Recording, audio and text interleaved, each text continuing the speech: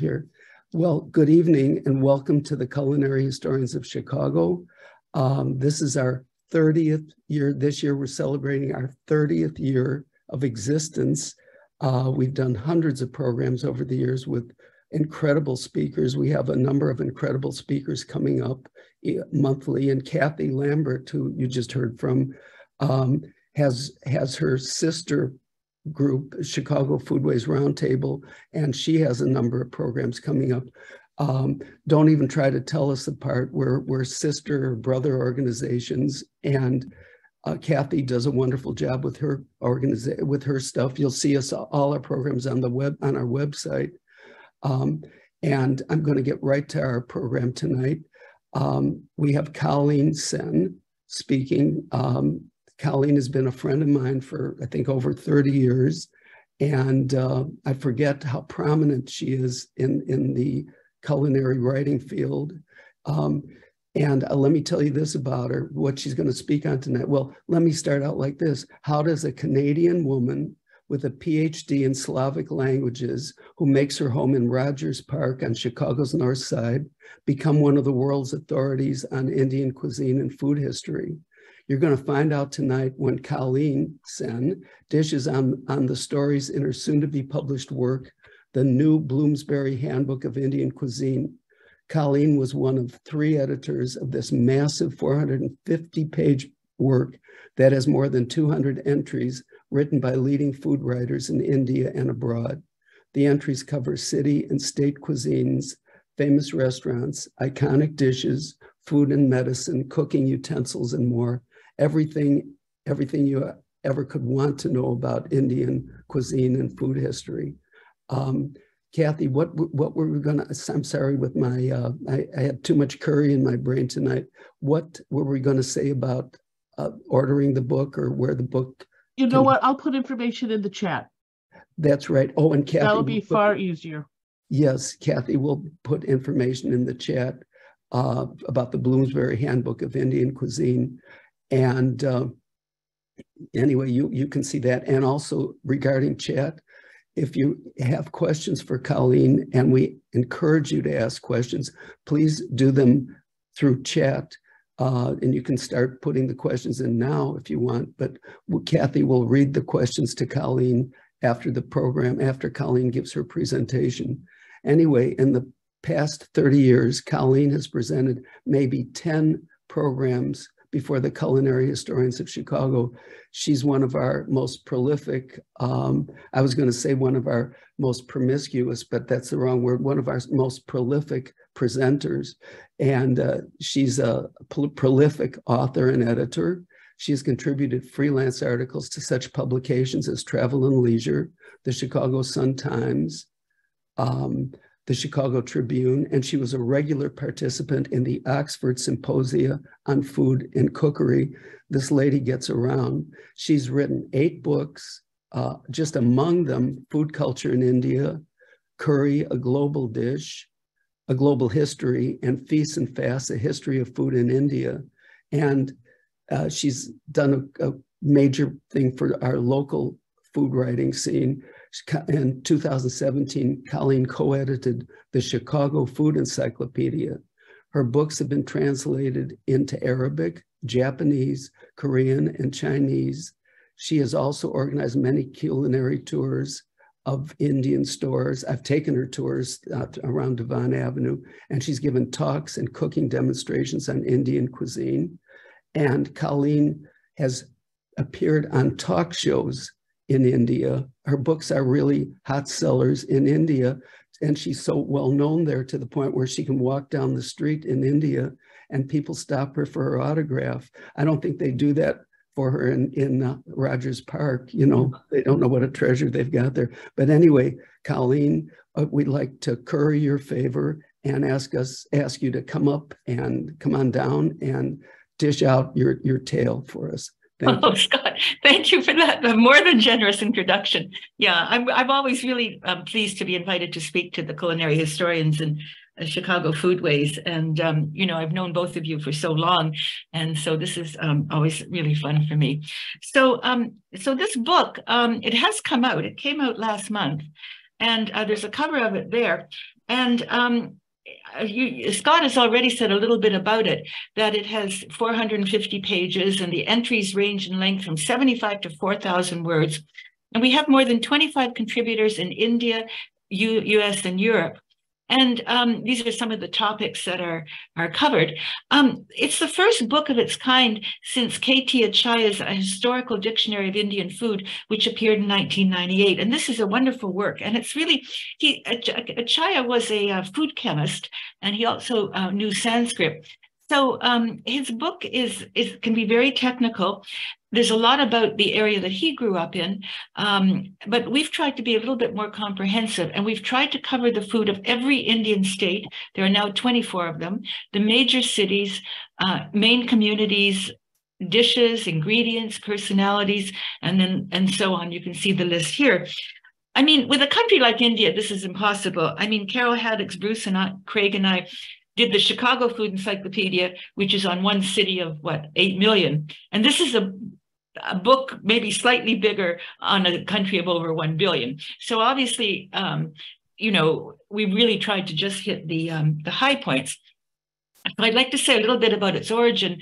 Swadesh Bhattacharya is a very well-known Indian food writer, and he's written, and he's been a critic and so on. So about 5 years ago at a conference in Delhi, he said, you know, I'd really like to do a kind of a modern version of Achaya, an encyclopedia of Indian food. And I said, say no more, because 15 years ago, Helen Saburi, and Helen, who I met at the Oxford Food Symposium, she's a very well-known writer. She was Ellen Davidson's assistant on the very first Oxford Companion of Food. She's written books on Afghan food. She's a specialist on tea. And she and I actually had a proposal to do the Companion of Indian Food. We had an agent, we submitted to Oxford University Press. They were very excited. It went all the way up. They sent us a contract. We were about ready to sign. And then Oxford killed the whole series. So this proposal was kind of sitting there.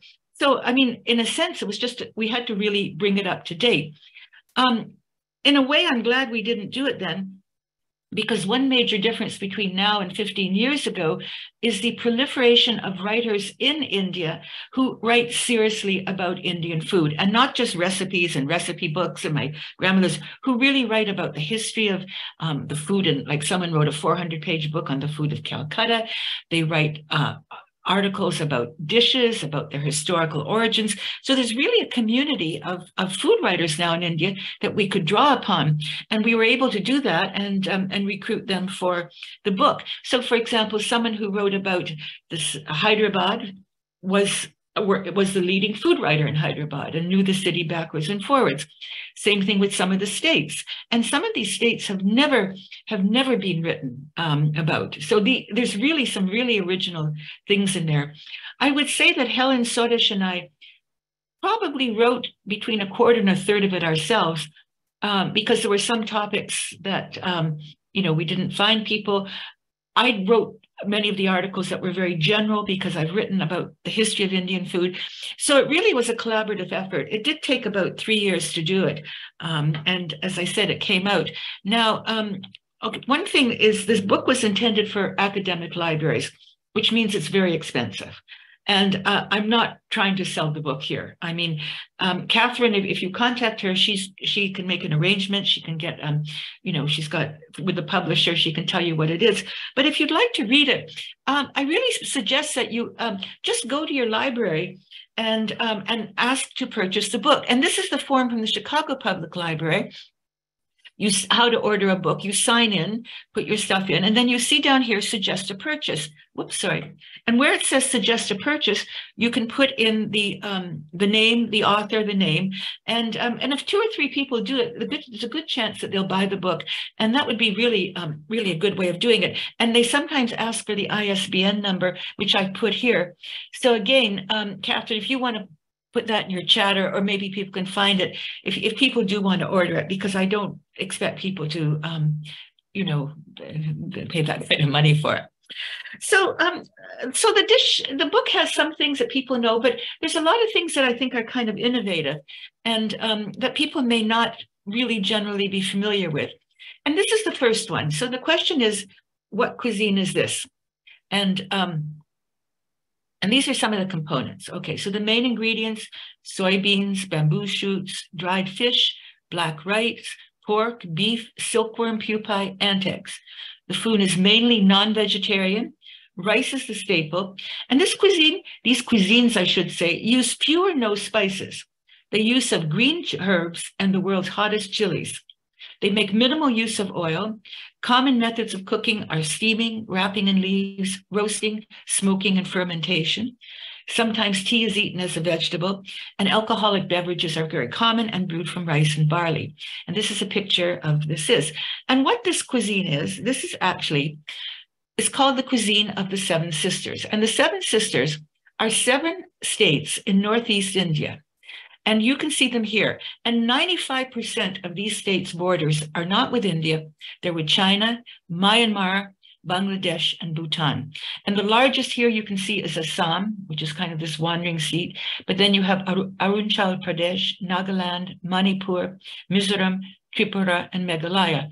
And here you have Sikkim, which is part of India, to a separate state. And it's sometimes called the 8th brother. But the Seven Sisters is what these states are known of. Now, they're not, but far from homogeneous. There's hundreds and hundreds of tribes in these states, and they have their own identities, their own languages, their own religions. They have a lot of similarities with Burma, with Myanmar.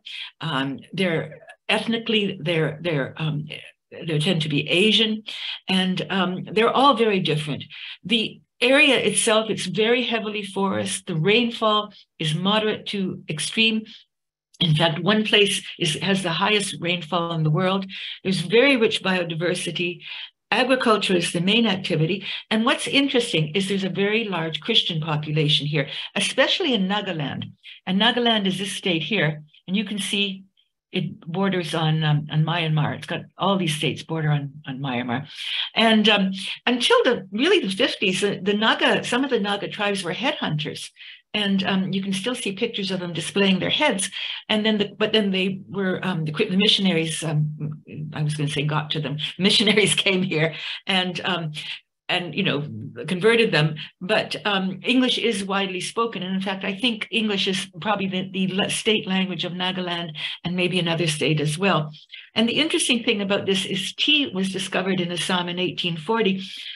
This really gave rise to the Indian tea industry, since the British were really dependent on the Chinese for tea. This led to the Opium War and other problems. So this was kind of an interesting part that it was discovered here. Now here you can see a picture of me taken a few years ago. I visited Upper Assam, which is here. And I visited, and this was members of a tribe called the Shingpo tribe. Now, the Shingpos they're kind of cross-border. Some live in Myanmar, some live in China, and some live in Assam. The man in the center, and you can see his dress looks very, quite Chinese. He was the chief of this tribe. And on the right was his son, who I guess the son is the heir, and who's studying in Delhi. And their house was made totally of bamboo. You can see here it was bamboo, but also the floor, the chairs, everything is bamboo. And you had to walk across these kind of you had to go upstairs and walk across these bamboo planks to get there. It was quite an experience. And then the other picture here is the kitchen, and you can see they're cooking, and you can see there's no deep, you don't see a lot of deep fat, which you see in other cuisines. There's a lot of steaming. This is the leaves they're wrapping things in. They're charring things. So it's really quite a different cuisine.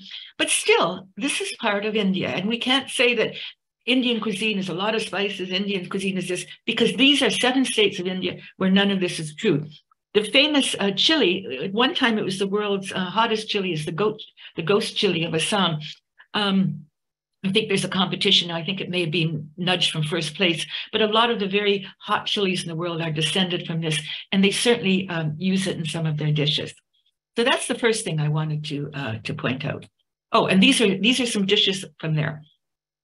The left one is a meal from Nagaland, which this is dried fish, and there's rice. This looks like there's chilies in it and various side dishes. This is a kind of cheese called churpi cheese, which is made from yak milk. It's kind of a dry cheese. This is pork wrapped in a local leaf and steamed.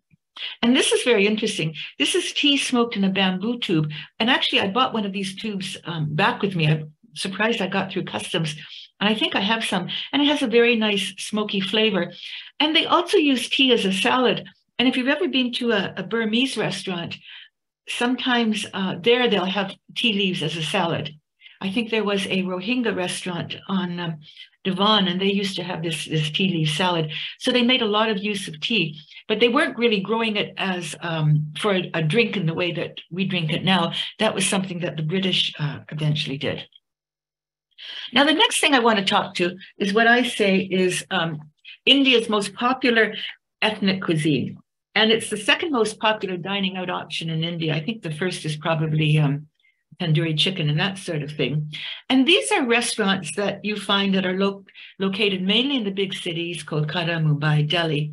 And they owe their origin back probably to the 19th century. The British Governor General invited in the late 18th century a trader to come from China to establish a sugar plantation. And so a Chinese community, which were mainly Hakkas, started growing in and around Calcutta. And another wave of Chinese came when they started growing tea in Assam because they needed labor to work the tea plantations, and they also needed Chinese expertise. So a large community arose in Kolkata in a neighborhood called Tangra. But today, the Chinese population has actually dwindled to a very small minority.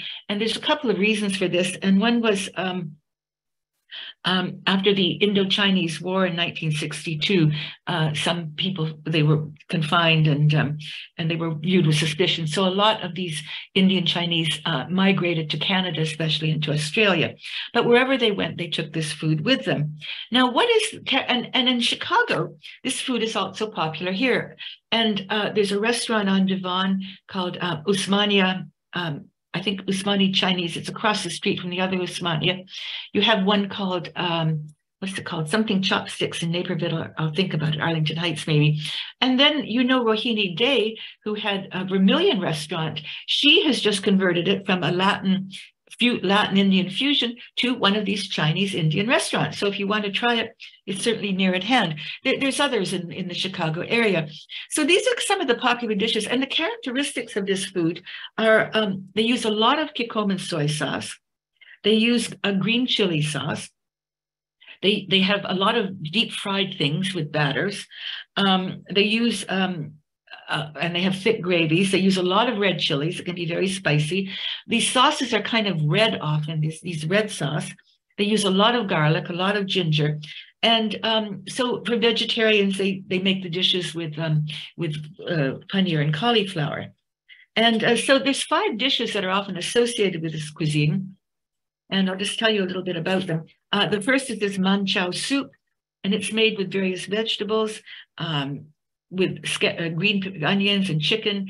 It has a broth, and it's thickened with corn flour and a lot of soy sauce and ginger, as well as garlic, chilies, and sauce.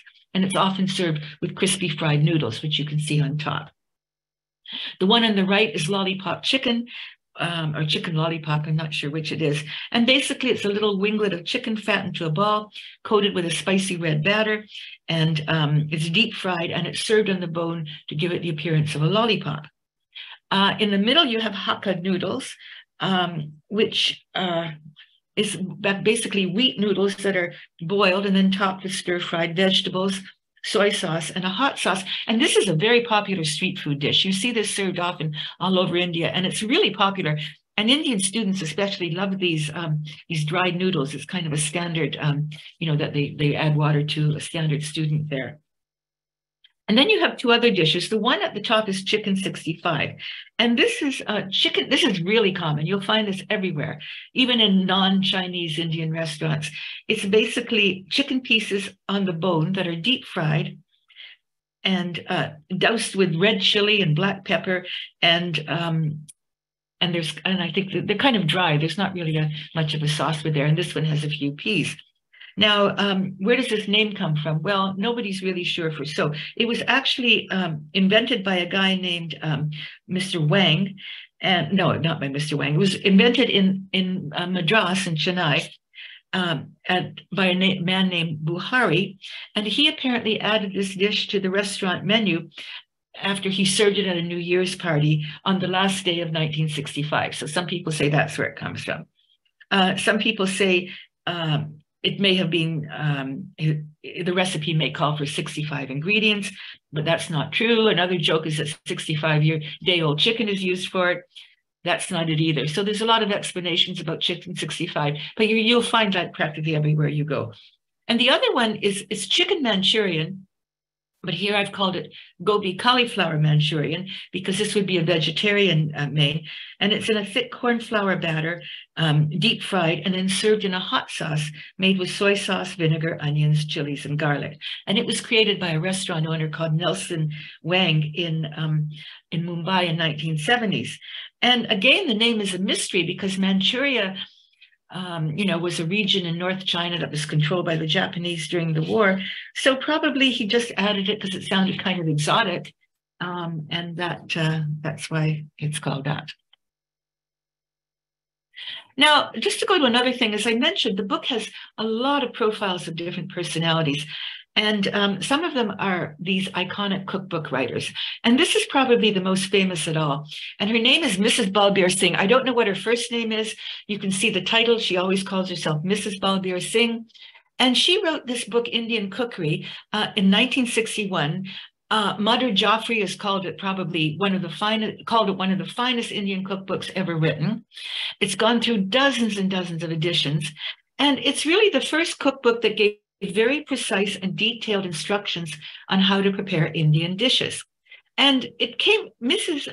Balbir Singh in the 50s, she started out in Delhi, with the breakup of the joint families where, brides would move in with their mothers-in-law. There was kind of a lack of the tradition going that the dishes would pass from mother or mother-in-law down. And so there was a need for cooking classes. So Mrs. Balbir Singh started doing these cooking classes in Delhi, and they became incredibly popular. Everyone took them, famous people, wives of diplomats. And then she eventually, I think at some point she moved to London with her husband and wrote this book. But at some point they came back to India and she hosted the very first cooking show on Indian TV. So I just want to show, and this is a book when my husband and I came to Chicago, there weren't that many Indian cookbooks. And I think we had two that we used. One was this Indian Cookery, and the other was really the diametric opposite. It's called Indian Cooking by Veeraswamy, and there is really no Veeraswamy. It's a fictional name. And those recipes are real simple and basic. Anyone could make them. But this book, and I'll show you one of her recipes. So this is for an almond kebab curry. So you can see that the ingredients. Okay, so there's 1, 2, 3, there's 6 separate listings of the different ingredients that have to be added at different stages. And then here's the method, 1, 2, 3, 4. And this is not an easy thing to make. And you notice the measurements are very careful. She's not just saying, a pinch of this and so on. And this isn't even one of the longer recipes. Some of them are really long, but it's a really good book. And if you're serious about Indian cooking, you can always get a secondhand copy on, AB Books or somewhere else. These are just a few other cookbook pioneers that we profiled in the book. This Meenakshi Ammal, she wrote a book called, in the English version is Cook and See. And actually and she is the expert on Tamil cooking. And she was widowed at a very young age, and she had to support her family. And she started cooking all these vegetarian Tamil recipes. And so there's 2 volumes, and she even uses these old Indian measurements, like instead of cups and pints, she uses tolas and things like that. So it's quite a quaint book. Her granddaughter has issued a more up-to-date version that is easier for us to use. But her book, again, just became the go-to book for every young Tamil housewife who got married, especially those who had to leave, who go out of the state and had no resources. So this was really essential. Mrs. Matthew here, she has a similar position for the cuisine of Kerala, which is in the southeast. And a long time ago, Bruce Craig and his wife went to India and actually interviewed Mrs. Matthew and for a video they were doing. And again, she wrote this book she was very well connected. I think one of her relatives owned a newspaper in Kerala. She started writing the columns. And then eventually she did this book, which is called Kerala Cookery. And again, I used to use that a lot at one point. It's not vegetarian. She has fish recipes. The recipes call for a lot of coconut milk. And again, if you're interested in that, it's a good book to have.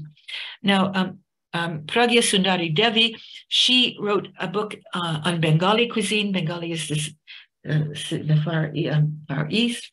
And it was written only in Bengali. And she kind of was the first to really try to codify some of these recipes for housewives. So instead of just kind of going by trial and error, she actually systematized them. She was related to the Tagore family, and one of the things she did is she would prepare menus for the meals in the Tagore family. So she'd list what they would have in every meal, which was kind of an innovation.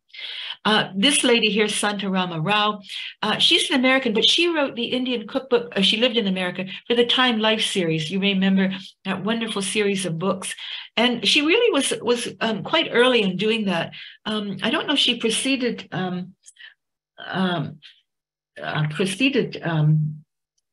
Madhu Jaffrey. No, she wrote in 1969. So that was really one of the first cookbooks that she did. And she was the daughter of a diplomat who had lived in New York and lived all over the world. And it has wonderful pictures, as though that series did. And finally, on the right, we have Tarla Dalal. And she has written hundreds of cookbooks, hundreds, literally hundreds. She started, again, she couldn't cook. She got married, and her husband was more traveled, and he started asking her to make certain Western dishes, and she didn't know how. So she kind of taught herself.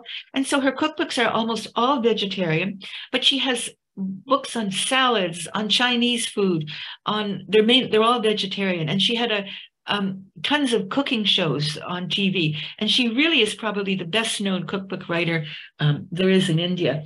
And she had a show, Cook It Up with Tarla Dalal. And she has a website, tarladalal.com, which has around 17,000 recipes. So if you're interested in finding some vegetarian recipes, I don't know if she has millet recipes. I should check that. This is for something else, but she does have a lot of recipes there. So these are just a few of the pioneers that wrote books. Now, again, we talked about iconic restaurants, and this is an interesting one. It was called the Maxims of the East in Furpos. And in the 20s and 30s, 40s, even up to the 50s, Calcutta had a great nightlife. There were a lot of nightclubs, and this was probably the most famous. And it was opened in 1917 by Angelo Firpo, who I think was Swiss, a Swiss Italian. And anybody who was anybody in Calcutta went to this place, including the Viceroy. It was famous for its menus. It was famous for its cocktails, including the Balloon Cosmopolitan. I don't know what it is. In Vikram Sek's novel, A Suitable Boy, it's often mentioned. And you can see a picture of here. It was very lavish. And also, this is a typical menu. And you can see this had, this was a luncheon menu, and this had very Western foods. But the dinner would have both curries and Western food and Indian food as well. Now, what's interesting about this, Merle Oberon, the actress, was discovered here in 1918. And you probably have seen her in movies like Wuthering Heights, and she was considered a great beauty in the 30s, 40s, 50s. And actually, she always said she was from Tasmania.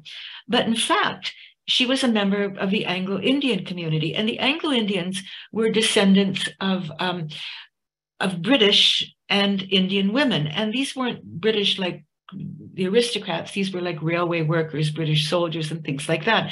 And they formed a distinct community, and they were rather looked down upon by both Indians and British. Most of them, after Indian independence, emigrated to Canada, and especially Australia. If you go to Australia, you meet quite a few. I recognize the distinctive accent they have. So her name was Estelle Merle O'Brien Thompson, and she was very beautiful. And one story is she was in Furpos when she was kind of discovered. I think she had various menial jobs there. I think maybe she was a waitress. I'm not sure exactly, but she always denied her Indian heritage. She never admitted this, and people in the books later trace this. And one time she was supposed to go to Tasmania, and the last minute she said she was sick. Whoops, I'm sorry, she didn't go. But this is just an interesting part of history that about probably India's most famous film star in the West. Now, this is something that one of your previous speakers have handled. I said we mentioned ingredients, and these are lichens. And lichens are kind of a cross between an algae, between algae and fungi, and they grow on certain trees and or rocks. And most of them come from the Himalayas, and they're sold by the local tribal people. And one popular variety is called stoneflower, which is so pretty. And you don't find it very often, but you can buy it in Patel Brothers. And it's a main ingredient in certain regional spice blends. And it's especially used in meat dishes such as biryani. And it has kind of an earthy, smoky flavor and an aroma when heated. And Priya Mani, who you may remember, who's one of our main contributors to the Indian Companion, she gave a talk some time ago to you. Now, I want to talk a little bit about Indian Jewish food. There were once tens of thousands of Indians of Jews in India, but most of them emigrated to Israel after independence, and now there's only a few thousand. There's never been any anti-Semitism in India, so they didn't really leave because of discrimination, but I think they just felt they wanted to be in a Jewish community. And there were 5 separate groups of Jews in India, and they came at different times. There was the Cochin Jews in the West Coast, and they may have come following the destruction of the Second Temple. That's one theory about their arrival.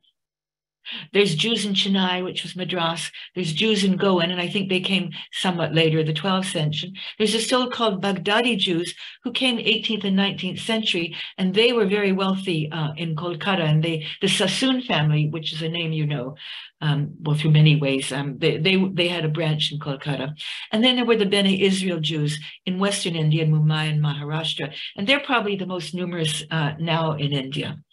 So these different communities, they merged with the local communities, they adopted their food habits, but they prayed in Hebrew and they maintained their dietary laws. So there was no mixing of dairy and meat, no pork, no shellfish, no fish without scales. But many of them ate fish, and some were vegetarian even when kosher meat isn't available.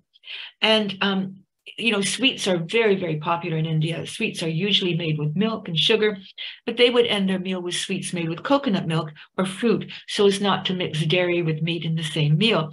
And these are a couple of these beautiful synagogues. This is one in Mumbai that's been beautifully preserved, and this is another one in Pune, and this is in Western India.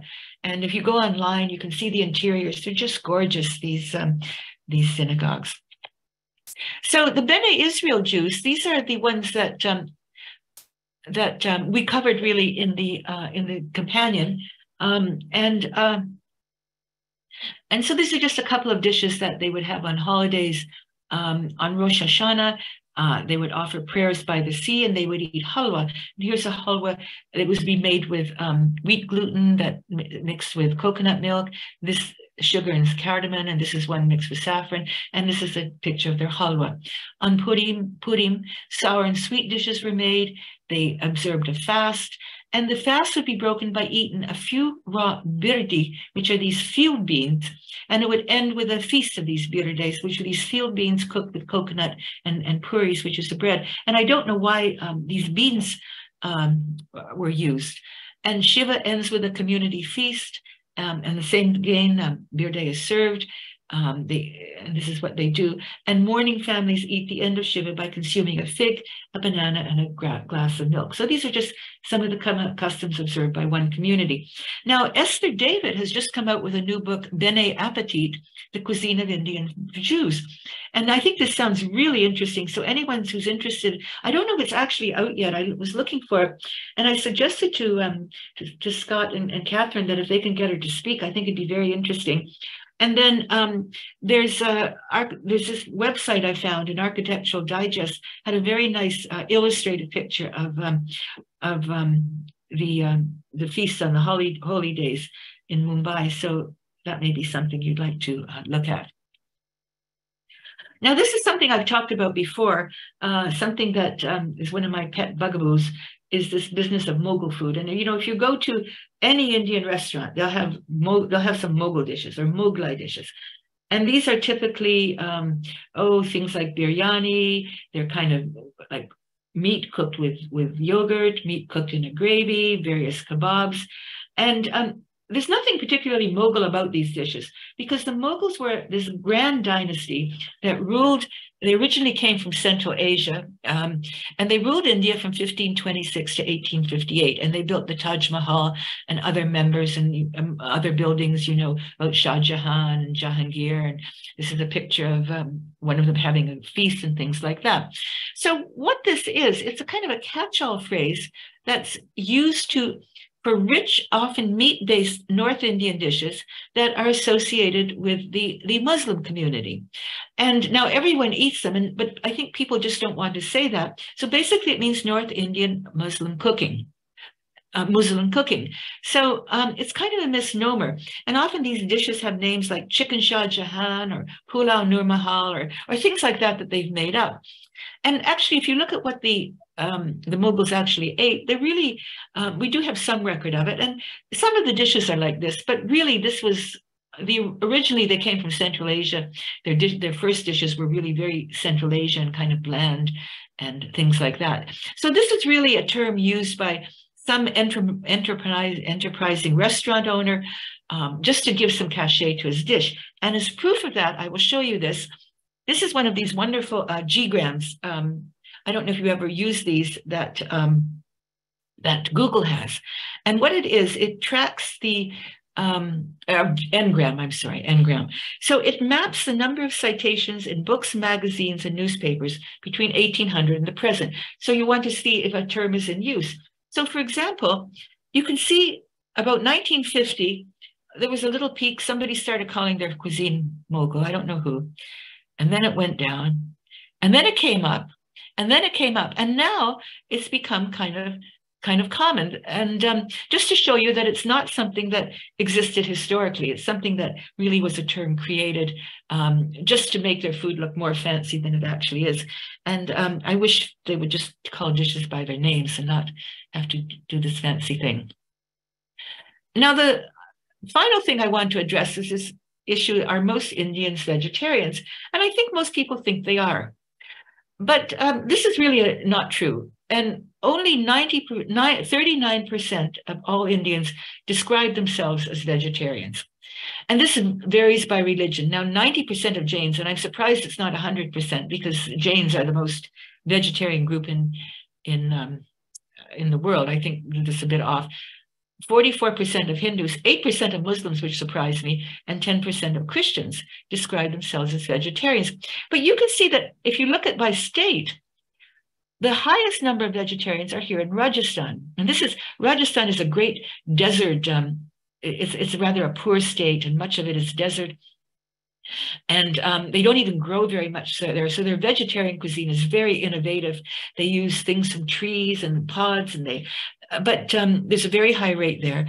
Next is Gujarat, and you know, in Chicago, a lot of people of Indian descent are Gujarati. You find names like Patel is a Gujarati name, and they tend to be mainly vegetarian. Now, we have to remember that these states are mixed populations, so they would have some Muslims who wouldn't be vegetarian and so on.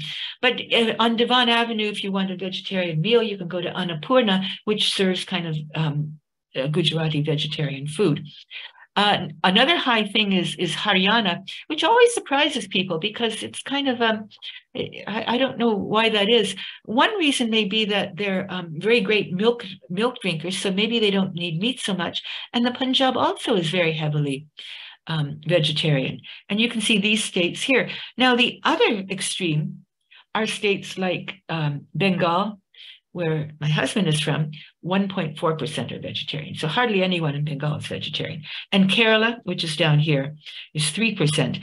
Now, I can see Kerala because there's a lot of Christians in Kerala, but nonetheless, I think these two states have a lot of other things in common too. And certainly eating meat is one of them. Odisha next door has 2.6, Telangana, these states here. And I could go into more detail about why I think these states aren't do eat meat. There's many reasons, but I think it's interesting just to see the variation. So you really can't say that all Indians are vegetarian. And this is the Northeast I spoke about earlier. It just shows you, you can see what a tiny link it has with India. Just this little link here, these 7 sisters. And most of those aren't vegetarian. More women than men tend to be vegetarians. And vegetarian diet is very common during Hindu fasts. So when people fast, they would, and their fasts aren't really that extreme. Some people, I mean, they maybe just eat fruit. During fast, some people avoid eating wheat and rice, and they'll have breads made of water chestnut powder, and it's really quite delicious. And so the people would fast maybe more at that time. What's interesting is very few Indians are vegans. I mean, however much of a vegetarian you are, milk, dairy products, yogurt, paneer, which is the cheese, the hard cheese, is, would be part of your diet. So I think that's a very important factor. And finally, beef is taboo for most Hindus.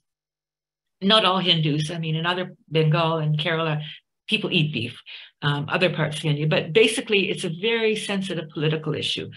And I read a very interesting survey that asked members of different religions in India what it means to be like a Muslim, a Christian, a Hindu, and so on.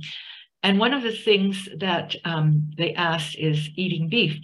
And more Hindus said that to be a Hindu, you had to eat beef than said to be a Hindu, you had to believe in God.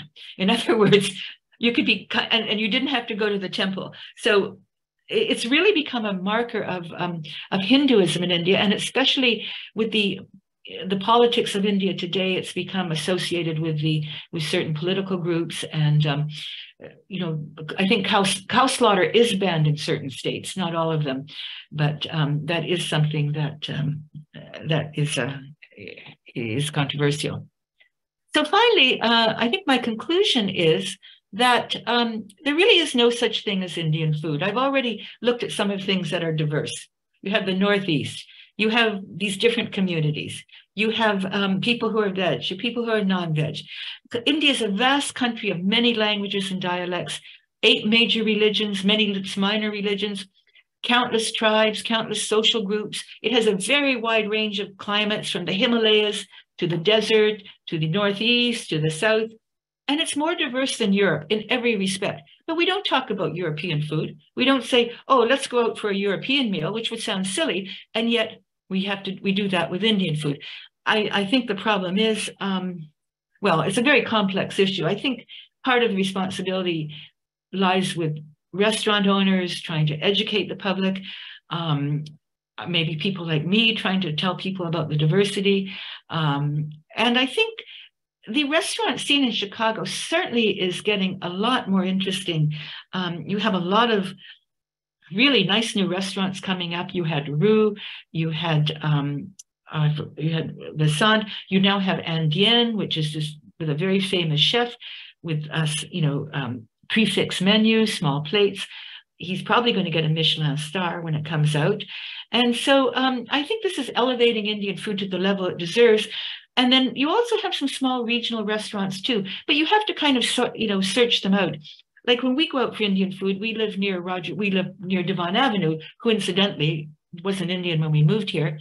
But there's all these small Hyderabadi restaurants, kind of north of,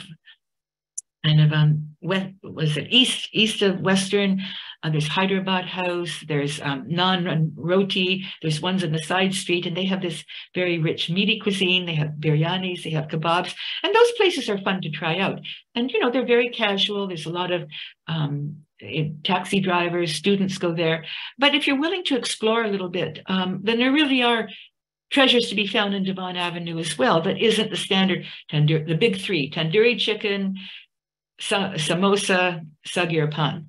I suggest they be banned from restaurant menus, but I don't think it's going to happen. And the other thing is that really there's so many commonalities between Indian food and the food of Pakistan, Nepal, and Bangladesh. You really can't separate them. I mean, there are some dishes that you'd find. I mean, Bengali and Bangladeshi food has so many features in common. Punjabi, there's a Punjab province in Pakistan. There's one in India. The food is virtually identical. I mean, obviously, beef and pork are issues, but it's really a continuum between the neighboring countries and India. And finally, the thing is, there's no Indian national dish. Last year, a couple of years ago, the Indian government wanted to create say, what's the Indian national dish? We have to have something, that we can proclaim. Well, they couldn't do it. I mean, everybody had suggestions, and then people would get upset, and then they would argue. I think the closest they came was biryani, which is a rich meat and rice dish. But then there's so many varieties. People said, no, it's our biryani. No, it's ours. So they abandoned the whole idea. So I think this kind of gives you an idea of how diverse Indian food is and how you really can't pin it down. So that's the end of my talk, and I'd be happy to have any questions. Thank you. But one question I had, or an observation I had, within the last 10 years, I went to a special dinner at Vermilion. That's the restaurant you mentioned that Rohini Day owns, the fusion Indian food. And Madhur Jaffrey was the speaker for that special event. And she was talking about how wonderful Indian food was. And I told her my experience when I was a kid. I grew up in Chicago, and I told her that she had actually explained why I hated Indian food so much when I was growing up. I only tasted it a few times. I can still remember the horror. I have a good taste memory, and I still have that horrible taste in my mouth from some of the Indian food that I had in the restaurants in Chicago. And Madhur Jaffrey had explained that Indian food in the restaurants was just terrible. She said, we don't eat like that in India. And I thanked her for explaining why I thought Indian food was so bad, because it was in the restaurants. And I've had Indian cooking classes, and I've eaten now in some wonderful restaurants. It's such a wonderful food, but what a terrible first impression that was. Or do you have any comment about the evolution? Yeah, it used to be pretty standard. I think you can get some authentic Indian food. I mean, I mentioned these Hyderabadi restaurants. Those are pretty authentic Indian food. And it may not be to everyone's taste because they can be a little bit spicy. But I really don't think Indian food is this idea that Indian food is hot. Again, I think it's another myth. I probably should have put that in here, because it really depends on the family. I mean, in my husband's family, the food wasn't hot at all. Other people's house maybe. And generally restaurants try to damp things down. I mean, they don't, especially for Western patrons, they don't, do it at all. And I think there's some good Indian restaurants. I mean, Indian Essence in Devon, and the Indian Harvest out in Naperville, and now these new ones that are coming up. And yeah, I think it's pretty good. Yeah. Yeah, now it is, but I guess I'm talking about in the 50s. Yeah, and absolutely, you're absolutely, yeah. Putrid, but and you've introduced me some wonderful Indian restaurants in your tours and having dinner with you. And the other question, the remaining question that I have for you is, how on earth does a Canadian lady with a name like Colleen, how on earth did you get into Indian cooking and becoming such an authority? Now there's a little spoiler here. I see two of the reasons in our audience that why you got into Indian food and food writing. And one is your husband, Ashish Sen, who's here. I just want to mention if he's your trophy husband, because Ashish is quite distinguished, right? He worked for President Clinton, is that correct? Yes. And can you tell what he did? He was head of one of the federal agencies. Yeah. Yeah, and then the other one, Carol Haddix. I'm going to embarrass you, Carol. You worked quite a bit with Carol, writing for the Tribune, and co-editing with her the Chicago Food Encyclopedia along with Bruce Craig. But again, Carol is the retired, distinguished, longtime retired editor of the Chicago Tribune's food section. So hi, Carol, it's good seeing you tonight. But these people had quite an impact on your career. So anyway, absolutely. Yeah, thank you. That's absolutely true. Well, and I think I started doing freelancing. I always had a full-time job, but I just started writing about my husband's late mother, was a very well-known writer in India.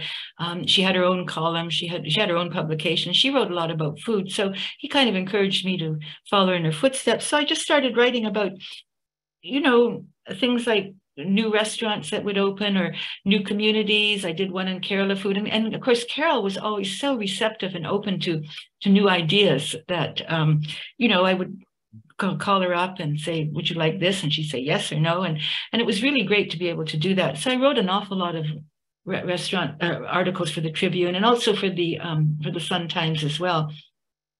So I was just writing about it when nobody else really was. People were maybe doing recipes, but really it was just that I'm really interested in kind of the cultural and historical aspects of food. That's really what kind of my forte is. And so I just got there at the right time. And when I wrote my first books, there weren't that many being written. So it worked out well. The right niche at the right time. Yeah. And also, but I mean, you have a doctorate in Slavic languages. You went to school in New York. What school did you go to? Where did you go to graduate school? Oh, well, I went to Columbia. But the Russian, actually, the way it came in handy, this is really funny. The very first food piece I ever wrote, and it was for Travel and Leisure magazine. And at one point when there was an exodus of Soviet Jews, there were at least 4 Russian restaurants and grocery stores on Devon Avenue. And so I thought, and since I knew Russian, I thought, well, I'd like to write about that. So I gave a pitch to Travel and Leisure. I said, would you like an article on Russian food in North Chicago? And they said, yeah, this is great. Well, what happened was, what happens with everybody always moves. So everybody moved to Skokie. And by the time the article came out a year later, there was only one place left. And they ran the article, but it didn't make any sense at all by then because there was nothing hardly left. So there was really, and as you know, Devon Avenue was originally very Jewish. And when we moved in, it had just started making the transition to being more South Asian. Great. And Kathy is going to do chat with us for your chat questions. So take it away, Kathy. Oh, okay, great. So I'll just start with actually the last question because it kind of makes sense. Annette Lane said, gotta ask, what's wrong with samosas? I think of an Indian restaurant in Atlanta that catered mostly to Desi food and specializes in them. They're good. I mean, they're nice. They're snack foods. They go with tea. They go great with drinks. I mean, I think cocktails and Indian food are a great pairing. But the thing is, there's other things to order besides samosa, tandoori chicken, and saag paneer, especially saag paneer. You can keep the samosas, but get rid of the saag paneer. It's another thing. I mean, yeah. Colleen wrote a book about 14 years ago on how to order in an Indian restaurant. And we're talking about actually going to an Indian restaurant and organizing a meal that's off the beaten path. And it's going to be titled, and no tandoori chicken. Not that it's bad, it's not. But, maybe expand your horizons. But let me get to the top. By the way, so with Colleen, with that 65, I've noticed there's other Indian Chinese dishes that also have that magical number 65. Oh, there are? For whatever reason. I don't know. I mean, have you seen that? Yeah, I have. Okay. But don't worry, I'm not trying to stump the speaker. No, it's fine. Probably it just sounded very catchy. Yeah. How long has corn products been part of Indian cuisine? Have what? Corn products. Well, at least for sure post-Columbian. Is there very much corn used? Oh, corn. Oh, yeah. Corn came, of course, with the so-called Columbian exchange between, the new and the old world. And it's very popular in, especially in North India. One of the iconic Punjabi dishes is this corn what's called maca roti, which is maca is Hindi for corn, with spinach, and that's a very common combination. So yeah, and they use cornstarch as a thickening in some of these Chinese dishes. But yeah, you do have corn, especially in the north. Oh, and a very popular street food dish. I forgot to mention this. One of the most popular is roasted corn grilled kind of over a charcoal fire, and you eat it with a lot of butter, and you see it, especially in the winter in North India, and it's really good. They put chili and sauce on it. Would that be sweet corn or field corn? Just sweet corn, yeah, corn in the cup. So what is parsinda? Pasinda, she wrote it, it's pasinda. It's a long strip of meat. It's maybe like eight inches long, and it's thin, and that's the way that the meat is cut for this particular kind of kebab. Annette asked, Veeraswamy is the first Indian restaurant in London. So maybe they were the ones who produced the cookbook? I think it was talking about your cookbooks earlier. No, it's, I don't know what the connection is. This cookbook it's really a little pamphlet. I don't know if there's any, there was no Veeraswamy to begin with. The guy who, and that is the oldest Indian restaurant, maybe the oldest Indian restaurant in the world, actually. But it's certainly the oldest one in the UK. I think it's about 90 years old. And it was founded by Edward Palmer. And Edward Palmer, I think, was the grandson of a Hyderabadi princess or something like that.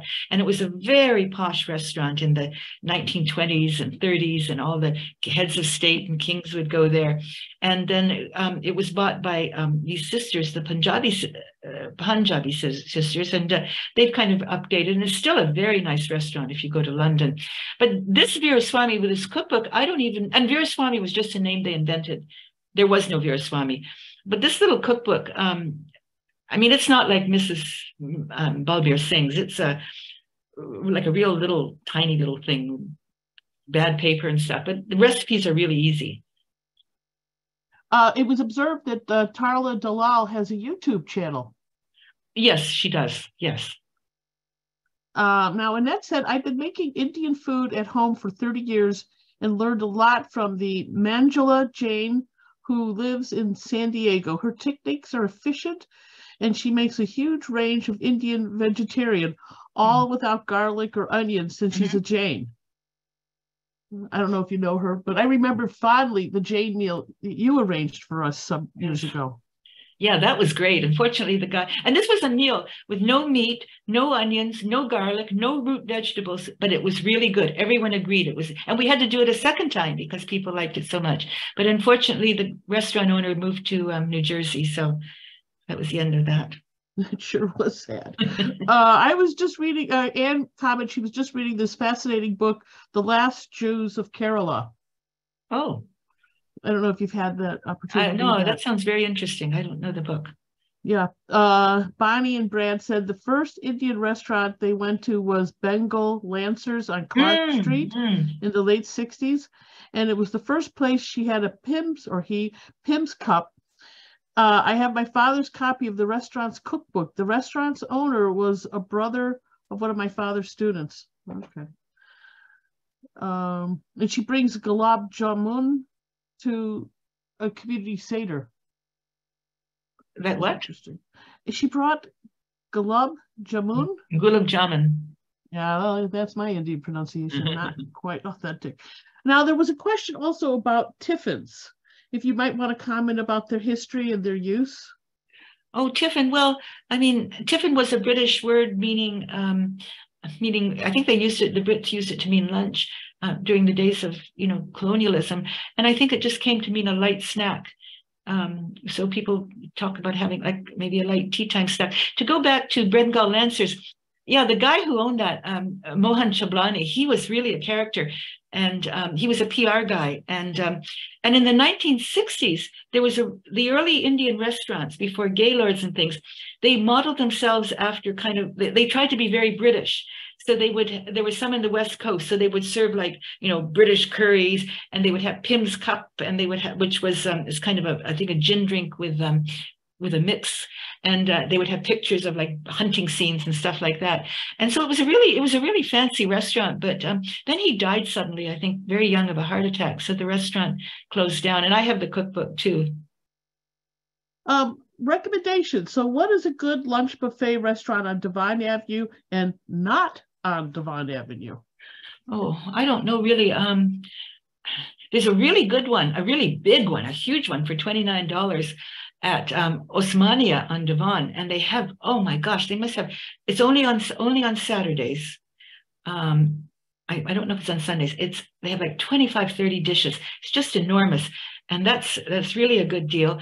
I don't know about the other ones. They have it also on Nan Roti where we go. They have that on Friday, but I looked at that. It didn't look too appealing. But this one, and those are the ones I'm familiar with. But, you know, so many restaurants have closed down. Like Tiffin is now under new ownership, and I don't know how they've changed that, if they still have. And then I think others have closed down on Devon. So it's really not as many as there used to be. By the way, it was pointed out there's Paneer 65 Mm-hmm. is one of those menu items. And then there was the Chinese restaurant 65 in Chicago. I don't know if it's still there, but I remember what the origin of that was. The guy had all these ambitions that he would open 65 Chinese restaurants. Okay. I'm not quite sure he ever got there. I don't think so. Okay. Somebody was fortunate to have a friend from southern India teach them how to make the family's recipes for idli, dosa, vada, all from scratch. Oh, wow. Yeah, that's really something. Yeah. Now, you don't have any Loop downtown restaurants that's good for Indian food, do you? You know, there are some, but I just, I don't go downtown, so I really don't know. I mean, Rue they have a new chef now. The problem with recommending a restaurant is you tell people, then the chef has moved and everything's changed. So it's really hard to kind of, to recommend them. As far as going downtown to the Loop, I hardly ever go there. So I really can't make any recommendation. Yeah, you know, I remember talking to the people from the Chinese American Museum, and they said the food is always steady if the owner is the chef. If the chef is a hired person, you could have a restaurant that's fantastic one day, and you come next time and it's just dreadful. Well, there's some additional things that have to do with. By the way, according to Annette, who is from the UK, she goes, Tiffin also means chocolate fridge cookies. Oh, really? Okay. Yeah. Instead of isn't it the stacked tins that are also referred to as tins? Yeah. Tiffin carriers. Yeah. You mentioned that sweet desserts are popular. Could you please elaborate on why that's so? People like it. Well, sugar refining was actually invented in India. I've forgotten when. I mean, in really ancient times, sugar came. I mean, I think it was grown there. They were the first to refine it. Words like sugar. The word sugar comes from Sanskrit sakhar. Words like candy come from there was a form of sugar, kind of a hard candy, hard shape, that comes from there. So sugar has always been a part of Indian life. The Indian middle class, I've heard, has the biggest sweet tooth in the world. I mean, people eat a lot of sugar. And of course, there's a lot of milk because of the cows. And so many sweets are made from milk and sugar in different forms. So it's just the history and the ingredients. And also, you know, if you're a vegetarian, this is a good way of getting protein and getting carbohydrates. And sweets are also considered ritually pure, so you can offer them to the gods and things like that. So they have a lot of functions. Well, I think we've run out of questions. However, I would like to point out something, just because I think it's just Devon Avenue. I was completely unaware of when did it become Indian and Pakistani? Oh, it became I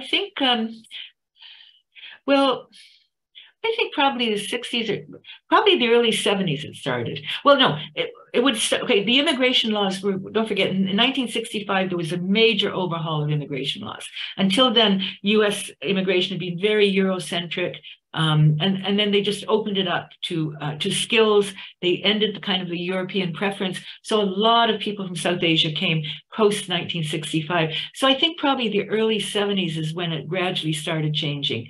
And then and Devon Avenue is what's called a port of entry, which means, you know, when immigrants, they come to an an area that's not too expensive, where there's housing and things like that. And then gradually they get more wealthy and they move out. So I think now, like, a lot of Indians have moved to Naperville, to Skokie, to Arlington Heights, you know, to all over the place. And then new groups will come in. Same thing with the Russian Jews that came in, they moved out. So there's always this constant change in Devon, which really makes it really interesting, you know, to live near here and to, you know, just walk around and see what's new there. There's always something new. So I had relatives that lived near Devon Avenue, but we didn't visit each other too much. And I was in Moscow, USSR, and the people across the hall from me were from India, from Bombay. And they told me about Devon Avenue. I had no awareness of this. And in fact, the first time I ever had Bale Puri was when I went with them to Devon Avenue.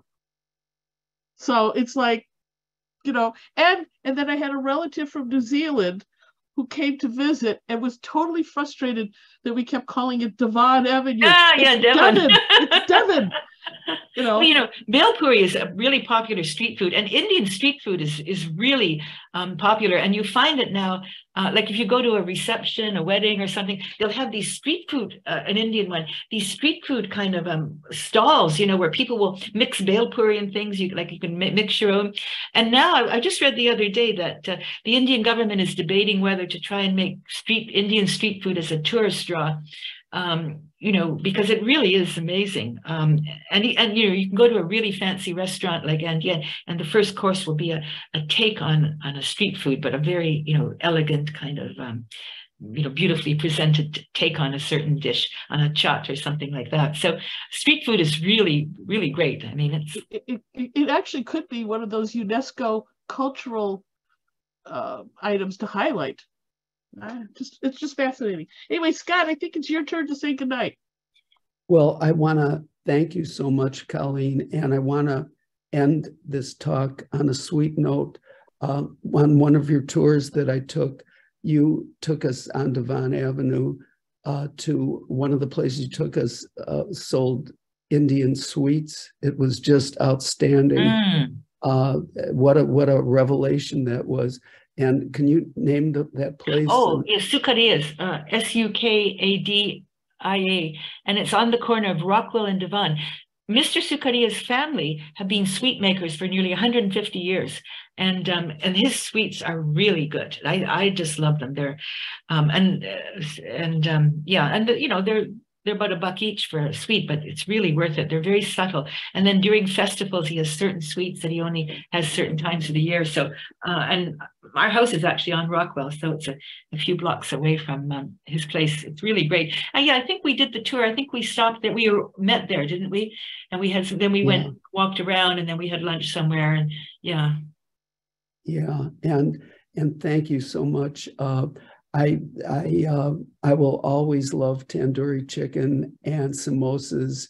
You could like them, but you just don't have to eat them all the time. Right. And again, thanks to the tours that you give and other tours I've taken. And I've well, I used to I would never eat vegetarian food because I always thought it's health food and it tastes terrible.